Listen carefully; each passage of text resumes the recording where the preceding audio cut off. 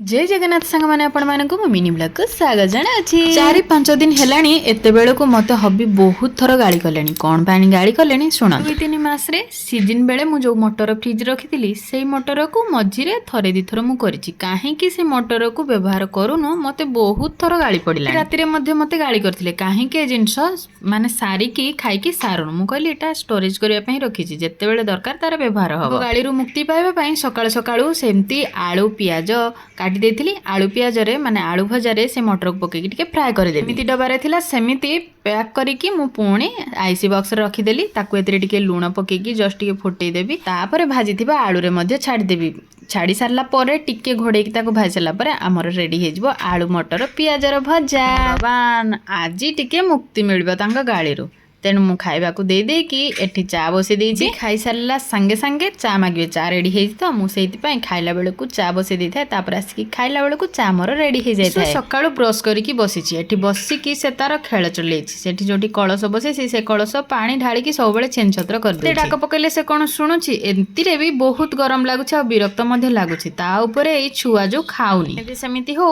तार खाइबा स्टार्ट हे गेले से खाइ नबो निश्चित तापर से कहला नाइ मम्मी मते बापा खुआइबे तेणु मु हौ ठीक अच्छे तमें खुआई दियो मो हाथ से खाइबनी आज समय आसिकी प्राय 10टा पाखापाखि हो गलानी मोर या भितर रोषे सरी गलानी आज रोषे होईची गुआर भजा जोटा बादाम देकी भजा होईची हरड़ डाली होईची आउ साग होईची साइड आइटम रे अछि दही आउ काकुड़ी आउ खजूर आचार ए सारिला परे एते गरम माने खराब होउनी किंतु गरम प्रबल होउची ता भितर मु कहली ठंडा ठंडा लेंबू पानी टिके पी दबा तापरे गोळेइथिली टिके लेंबू पानी आ समस्ते पी